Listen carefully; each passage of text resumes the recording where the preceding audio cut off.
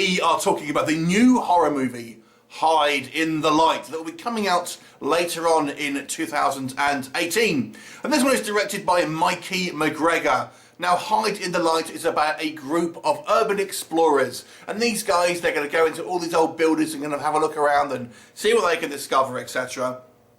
And these kind of group of people, they're going to go in this orphanage that has been long abandoned since the 60s. And we see in a prologue that in the 60s, mid-60s, there was a young girl there who had an aversion to light, that she was brought in, but she wasn't alone. She came with a demonic entity, and then during this kind of like this time in the 60s, various people kind of went missing, and now in modern time it is abandoned, and it's these kind of unwitting group of urban explorers unleash this kind of demon upon mankind once more. And this demon is not a kind of a passive entity, it's a very aggressive thing basically. It really kind of goes after them with a vengeance.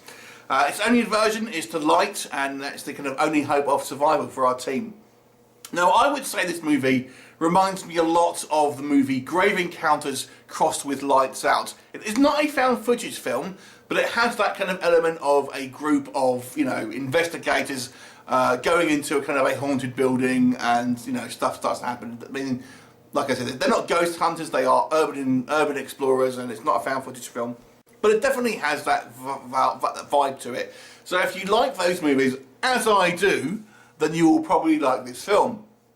And obviously with the whole, the crux here being that the fact that this demon can only survive in the darkness obviously adds that element of Lights Out. And we have seen that in other films as well. One thing with a point on that, one thing that always bugs me when I see films that actually, the bad guy, the creature, or entity, whatever, has an aversion to light, why not just make a fire? Why not just, set fire to something? I'm sure some people smoke in this group. And they actually do set a fire in this movie, and the entity does have a response to it, which I thought was quite good, because it's one thing, those tropes that always bothers me in films where something is, adverse to light. Another trope here that kind of is somewhat addressed is obviously splitting the group up, again, it's done, I feel, in a way where it doesn't seem unrealistic, and kind of, you can understand why, at least sometimes it happens. I mean, there are cases where, someone will just run off and do their own thing, and you think, especially towards the beginning, there is a couple of instances where that does happen, but where the demon is kind of like taking hold of people, the person's partner will run after them, and that separates the group. Then it'll kind of slam the door between them, and then again, it just separates the group. So I do feel it earns at least some of the times it kind of having this kind of the reasons for these kind of groups kind of splitting up and stuff like that, which always is the silly trope that you get in a lot of horror movies. One thing I would say about this film, I was surprised at the level of production value here. I was expecting this to be a very kind of low budget and low rent film, but I've got to say the actual technical skills on display here are very good, and I was kind of, it feels like a well put together and professionally made film that, has a good pacing to it. Obviously the initial part of the film is our character building. When we start getting into the kind of this orphanage, obviously it's relatively small at first, and obviously the tension kind of ramps up to bigger and bigger things. So that was all very good, and it looks like, it's a well-made film with good equipment, good lighting, all that sort of stuff. The cinematography is good, the camera work is very good. So that was all fantastic. I thought that, and the effects, it's not overdone. They haven't OTT with the effects. You won't see kind of like monsters jumping out of new, but I do feel they do a good enough job here of making this kind of like this ghostly image of this girl seem ghostly, but not having it too kind of like OTT with kind of digital effects and stuff like that. There is a kind of a digital effect of this force that maybe looks a little bit too digital, but it's really, I can leave a mild nitpick that. One thing I really liked, I kind of mentioned it just a minute ago, was how aggressive this entity is. This isn't kind of just a kind of a force which is going to move stuff on a shelf or slam doors. This presence goes after these people with a furious vengeance. It is a very, very aggressive demonic entity, and it's nice to see something where these people really do have a real obstacle to overcome with this kind of like this thing that's kind of chasing them and kind of wanting to kind of pull them into the darkness. That was really good, because the thing is so aggressive, and it makes for a kind of a slightly different viewing experience. Some of these films which seem more incidental.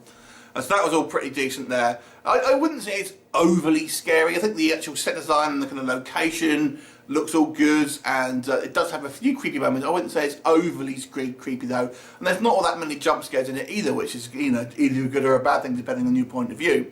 I've got to say, I thought some of the characters here were portrayed as a little too obnoxious, especially kind of when we're introduced, and they just seem very kind of like grating sort of characters. Not all of them, but some of them at least.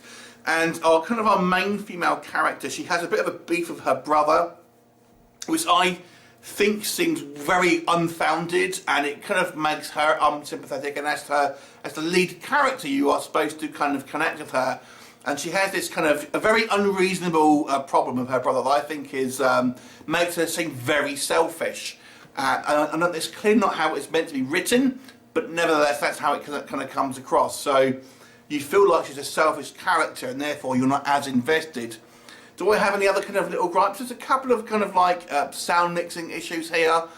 For example, we have a scene at the beginning of the film where they have a party, and the music is just kind of like, characters are talking, and the music, which is clearly like royalty-free, generic kind of pop music, is played way too loud, and then you simply can't understand what the characters are saying, and then it kind of just dies down when there's an important plot point that kind of comes up. But it's, for the most part, you can't understand. So there's a little bit of kind of work with maybe the sound mixing here. Ultimately, I guess it's not terribly original. I mean, it is a kind of a haunted house movie at the end of the day, and we've seen the kind of the entities adverse to light before in various other films. I guess most notably Lights Out. But it's still a good, solid, well-made film that I think delivers with pretty decent performances, a good production value, and a kind of a good story. Do I have one kind of like final issue with it?